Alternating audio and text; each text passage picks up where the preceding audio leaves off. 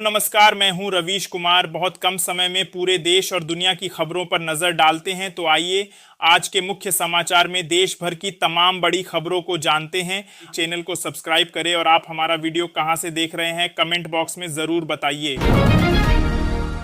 राहुल गांधी द्वारा हरियाणा चुनाव में 25 लाख वोट चोरी के आरोप लगाने के बाद पूर्व सीएम भूपेंद्र सिंह हुड्डा ने कहा कि बीजेपी और चुनाव आयोग ने मिलकर हरियाणा की सरकार चुराई है।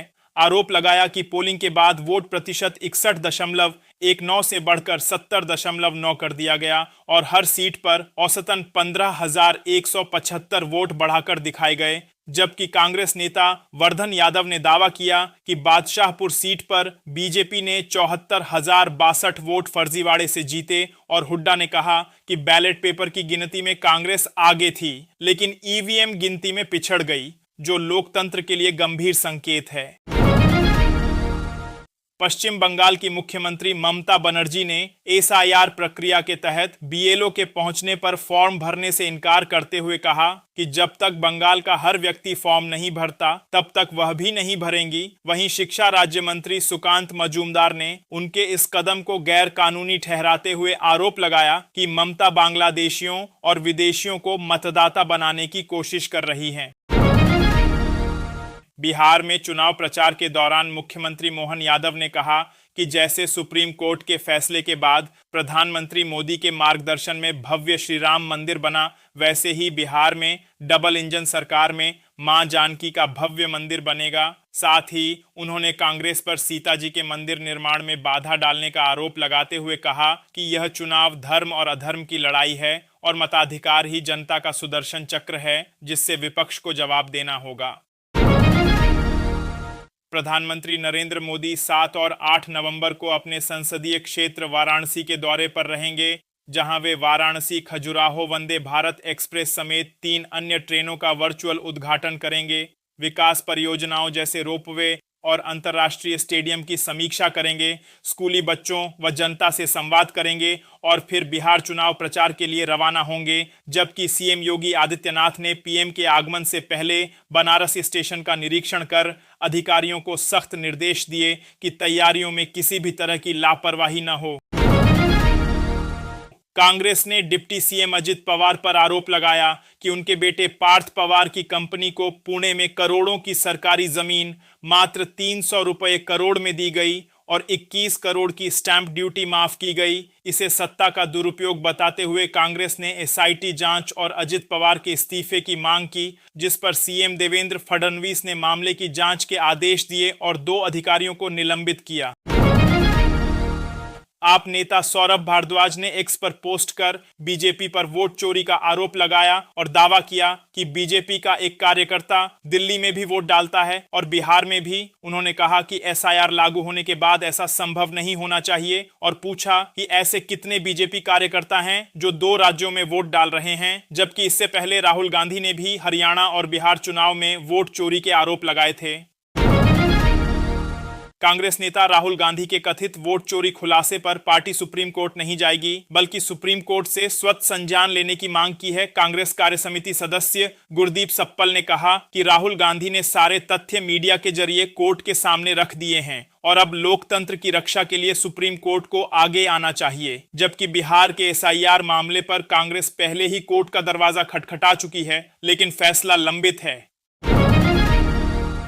वंदे मातरम के 150 साल पूरे होने पर केंद्र सरकार ने देश भर में 150 स्थानों पर सामूहिक गान का फैसला किया है, जिसके तहत पीएम मोदी दिल्ली के इंदिरा गांधी स्टेडियम में मुख्य कार्यक्रम में शामिल होंगे। लेकिन जम्मू कश्मीर में इस आयोजन को लेकर इस्लामिक संस्था मुत्ताहिदा मजलिस ए उलेमा ने आपत्ति जताई है और सरकार पर हिंदुत्व की विचारधारा थोपने का आरोप लगाते हुए कहा है कि वंदे मातरम गाना गैर इस्लामी है, जबकि केंद्र ने इसे राष्ट्र की एकता और स्वदेशी भावना को समर्पित बताया है।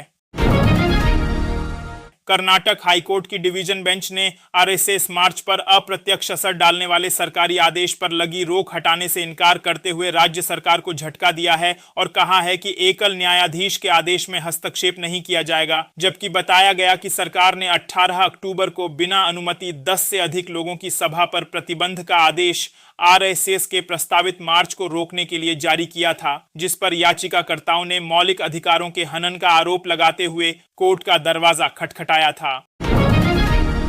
पाकिस्तानी अखबार डॉन ने बिहार विधानसभा चुनाव को मोदी सरकार के लिए लिटमस टेस्ट बताते हुए दावा किया कि केंद्र की एनडीए सरकार नीतीश कुमार और चंद्रबाबू नायडू के समर्थन पर टिकी है, लिहाजा अगर बिहार में नतीजे बदले तो केंद्र सरकार पर असर पड़ सकता है। अखबार ने राहुल गांधी की सक्रियता का भी उल्लेख करते हुए कहा कि वे इस चुनाव को कांग्रेस के पुनरुत्थान का मौका मान रहे हैं।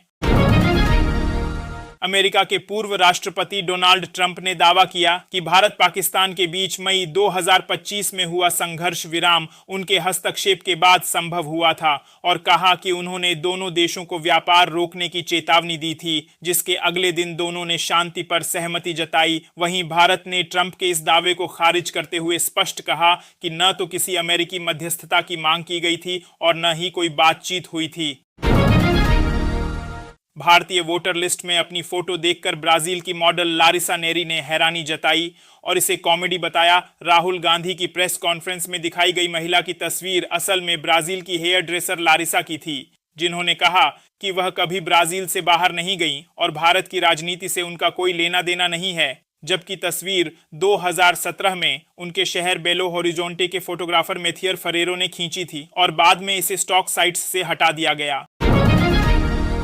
बिहार विधानसभा चुनाव के पहले चरण में एनडीए को मिथिलांचल के 2 जिलों मधुबनी और दरभंगा की 20 सीटों से बड़ी उम्मीद है, क्योंकि 2020 में यहां उसने 17 सीटें जीतकर बाजी पलटी थी और इस बार भी भाजपा जेडीयू गठजोड़ मखाना बोर्ड, मिथिला हाट जैसे विकास वादों और जातीय समीकरणों के सहारे दोहराव की कोशिश में जुटा है, जबकि महागठबंधन ब्राह्मण, ओबीसी, दलित और मुस्लिम मतदाताओं को साध कर मुकाबला बराबरी पर लाने की रणनीति में लगा है।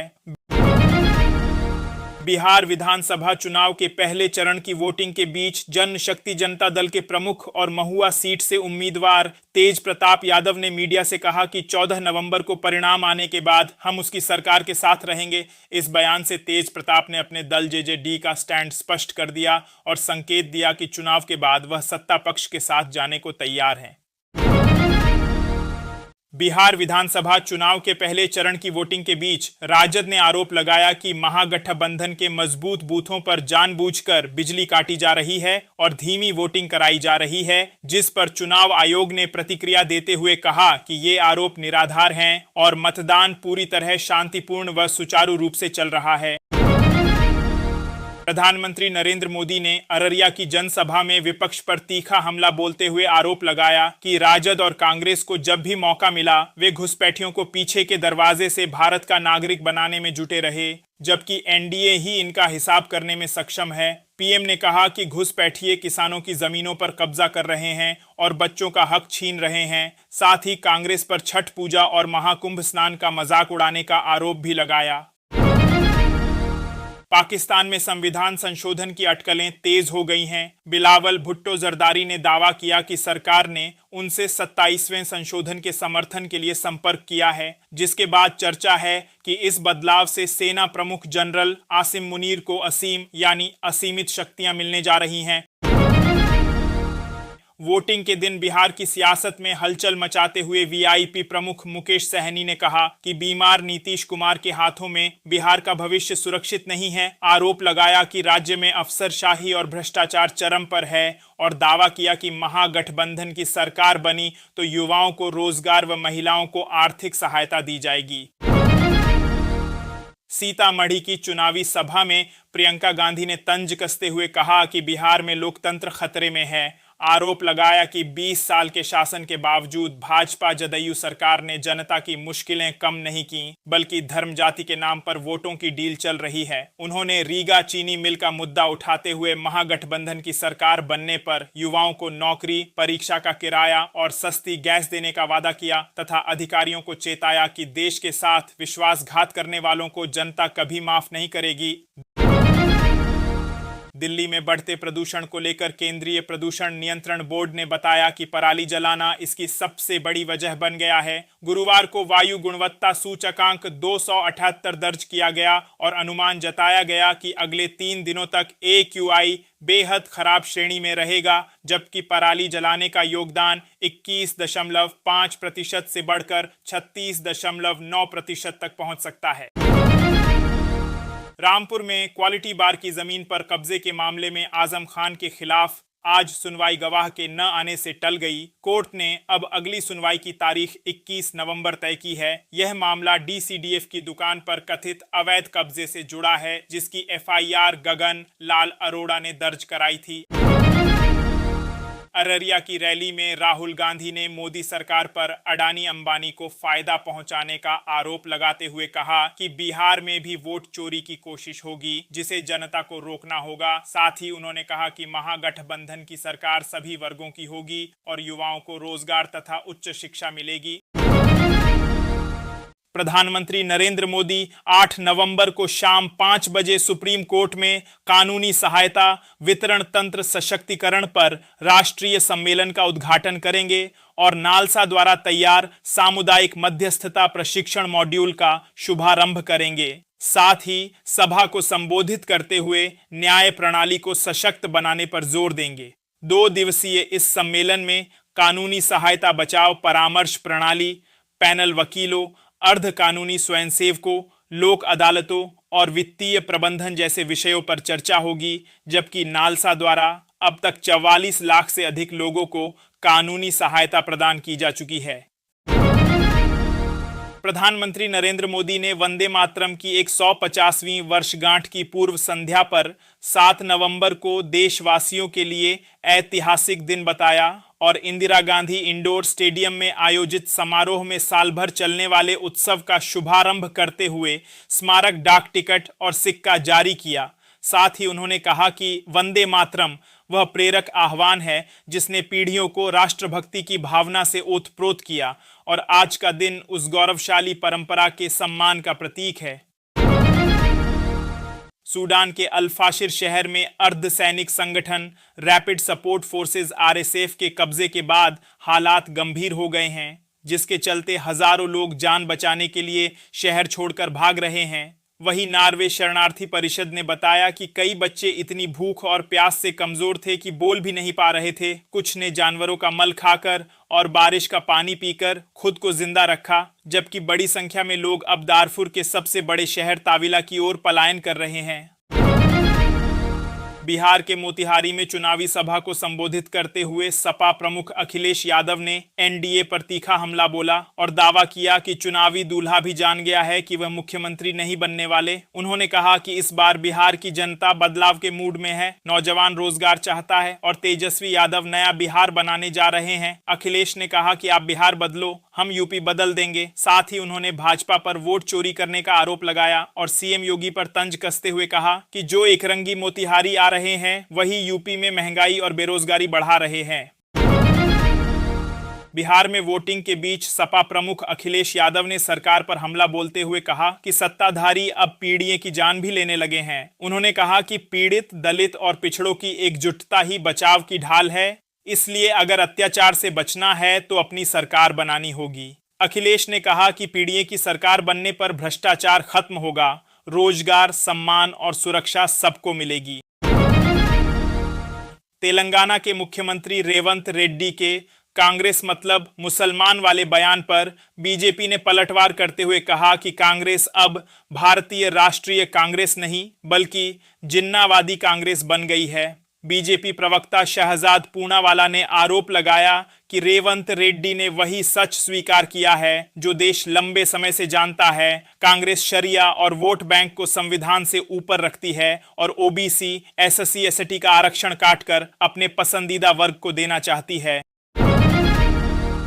बिहार में चुनावी सभाओं को संबोधित करते हुए केंद्रीय गृह मंत्री अमित शाह ने कहा कि राहुल गांधी को सेना के जवानों की जाति और धर्म जानने की बात पर शर्म आनी चाहिए। राजद के शासन में हत्या बलात्कार आम थे। घुसपैठियों से राज्य को बचाने और विकास योजनाओं जैसे चंपारण में नया हवाई अड्डा, मोतिहारी में मेडिकल कॉलेज और थारू समुदाय के लिए विशेष योजनाओं के लिए केवल मोदी नीतीश जोड़ी सक्षम है।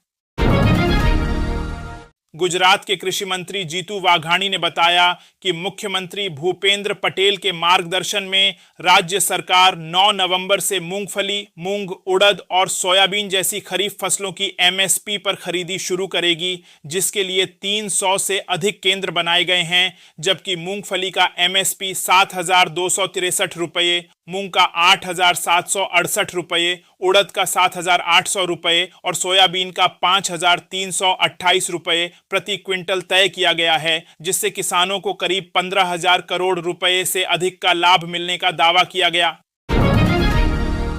बिहार में पहले चरण की वोटिंग के बीच प्रधानमंत्री नरेंद्र मोदी ने अररिया में रैली कर कहा कि 15 साल के जंगल राज में बिहार बर्बाद हुआ और एक भी पुल नहीं बना। वहीं कांग्रेस सांसद प्रियंका गांधी ने मोतिहारी में जवाब देते हुए कहा कि भाजपा राज में ही 3 साल में 27 पुल गिर गए और युवाओं का भविष्य पेपर लीक ऑफ बेरोजगारी से बर्बाद हो रहा है। खुफिया रिपोर्ट में खुलासा किया गया है कि पाकिस्तान की आईएसआई समर्थित लश्कर और जैश फिर से कश्मीर में पहलगाम जैसा बड़ा हमला करने की फिराक में है। आतंकी शमशेर की यूनिट ड्रोन से निगरानी कर रही है और पोक में हुई बैठक में ऑपरेशन सिंदूर का बदला लेने के लिए फिदायीन हमलों की योजना बनाई गई है, जिसके बाद सुरक्षा एजेंसियां अलर्ट मोड पर हैं। भारतीय मूल के और मोदी विरोधी नेता जोहरान ममदानी के न्यूयॉर्क मेयर बनने को विशेषज्ञों ने भारत के लिए राहत बताया है, क्योंकि उनकी जीत से रिपब्लिकन पार्टी को भारत विरोधी रुख छोड़ने का सीधा संदेश व्हाइट हाउस तक पहुंचा है। वहीं ट्रंप के लिए ये आत्मचिंतन का वक्त माना जा रहा है कि अगर उन्हें भारतीय अमेरिकियों का समर्थन चाहिए तो भारत के प्रति सॉफ्ट नीति अपनानी होगी। पाकिस्तान के प्रधानमंत्री शहबाज शरीफ के करीबी और आंतरिक मामलों के राज्य मंत्री तलाल चौधरी के हाफिज सईद की पार्टी पीएमएमएल के ऑफिस पहुंचने को विशेषज्ञों ने पाकिस्तान सरकार की ओर से सईद के संगठन को समर्थन देने वाला कदम बताया है, जिस पर सवाल उठाते हुए विपक्ष ने कहा कि यह द्वारा आतंकवाद और राजनीति के गहरे रिश्तों को उजागर करता है। भागलपुर में प्रधानमंत्री नरेंद्र मोदी की रैली में उस वक्त अनोखा नजारा देखने को मिला जब प्रकाश मंडल नाम का शख्स अपने सजे धजे बकरे के साथ पहुंचा और मीडिया से कहा कि वो मोदी जी का बड़ा फैन है। उसका बकरा भी मोदी जी का प्रशंसक है। अगर प्रधानमंत्री उसके बकरे को देख ले तो उसे गर्व होगा। इस अनोखी अदाकारी ने सभा में मौजूद लोगों का ध्यान खींच लिया और बकरा पूरे मैदान का आकर्षण बन गया। बिहार विधानसभा चुनाव के पहले चरण में 18 जिलों की 121 सीटों पर रिकॉर्ड 64.66% वोटिंग के बाद प्रधानमंत्री नरेंद्र मोदी ने दावा किया कि एनडीए को भारी बढ़त मिली है और कहा कि दूसरे चरण में भी एनडीए की लहर हर तरफ दिखाई दे रही है। साथ ही उन्होंने ट्वीट कर जनता जनार्दन के उत्साह को लोकतंत्र की जीत बताया और शुक्रवार को औरंगाबाद व भभुआ में संवाद करने की जानकारी दी। महाराष्ट्र नगर परिषद और नगर पंचायत चुनावों से पहले सोलापुर में राष्ट्रवादी शरद पवार गुट को बड़ा झटका लगा है, जहां शहर अध्यक्ष सुधीर खरातमल ने उप मुख्यमंत्री अजित पवार की मौजूदगी में अजित पवार गुट का दामन थाम लिया, जबकि हाल ही में उन्होंने शरद पवार की बैठक से दूरी बनाई थी, जिससे चुनाव से पहले पवार खेमे में हलचल मच गई है। वंदे मातरम के 150 वर्ष पूरे होने पर बीजेपी ने देश भर में राष्ट्रीय सम्मान दिवस मनाने का ऐलान किया है। पार्टी महामंत्री तरुण चुग ने बताया कि 7 नवंबर से 26 नवंबर तक कार्यक्रम चलेंगे और पहले दिन 150 जगहों पर सामूहिक गायन होगा, जबकि केंद्रीय मंत्री सुकांता मजूमदार ने कहा कि बंगाल में 1100 स्थानों पर वंदे मातरम गाकर राज्य की संस्कृति और अस्मिता को सम्मान दिया जाएगा। साथ ही ममता सरकार की बेरुखी पर भी सवाल उठाए जाएंगे।